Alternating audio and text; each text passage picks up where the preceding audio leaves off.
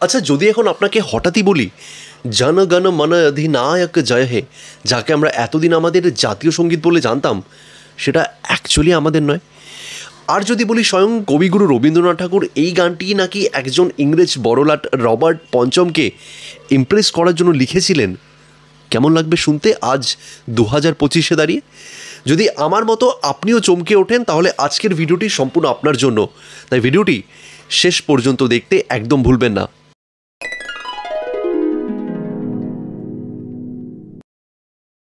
জন গণ মন অধিনায়ক জয় হে, আমাদের সবার প্রিয় আমাদের জাতীয় সঙ্গীত, এই গানটি আমাদেরই।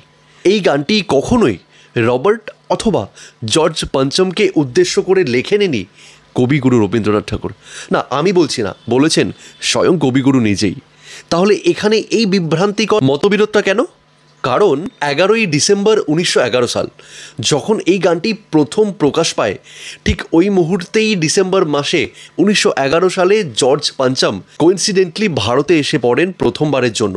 আর তৎকালীন কংগ্রেসের বার্ষিক অধিবেশনে এই গানটি যখন প্রথম চালানো হয় ঠিক 1911 সালে, তৎকালীন ভারতীয়দের মনে এটাই বিভ্রান্তি ঘটিয়েছিল যে এই গানটি হয়তো ইংরেজ বড়লাট জর্জ পঞ্চমকে ওয়েলকাম করার জন্যই লেখা হয়েছিল, কিন্তু যে ব্যাপারটা ছিল একদমই কাকতালীয়। তাই সঠিক ইনফরমেশন আর সত্য আর বরালস এটাই বলে, এই গানটি ভারতীয়দের গর্বের জাতীয় সঙ্গীত। এটা কোনো রাজা বা তৎকালীন কোনো বড় লাটকে উদ্দেশ্য করে লেখা গান নয়, এটা ভারতের ঐক্য আর মর্যাদার বন্দনা। তৎকালীন 1939 সালের একটি বিশেষ লেখা চিঠিতে কবিগুরু রবীন্দ্রনাথ ঠাকুর নিজে উল্লেখ করেছেন, তার লেখায় যে অধিনায়ক কথাটি তিনি উল্লেখ করেছেন সেটা কোনো রাজা বা সম্রাটকে উল্লেখ করতে নয়। এই অধিনায়কটি হলো তৎকালীন ভারতীয়দের মন মানসিকতার যে অধিনায়ক, তাকে তিনি উল্লেখ করেছেন। সেই অধিনায়ককে উল্লেখ করেছেন তৎকালীন ভারতের স্বাধীনতা যার হাতে নিয়ন্ত্রিত। তিনি সেই অধিনায়ককে উল্লেখ করেছেন যেটা নাকি তৎকালীন ভারতের মানুষের অন্তরের চিরন্তন অধিনায়ক।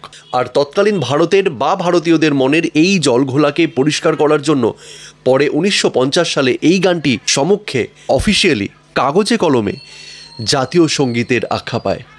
তাই বরালস যেখানে আছে, এখন মানুষ শুধু ভিডিও দেখে না, শোনে না, মানুষ শেখেও।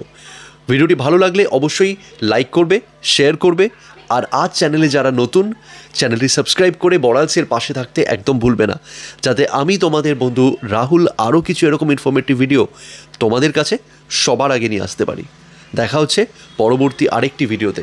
ভালো থাকবে, সুস্থ থাকবে।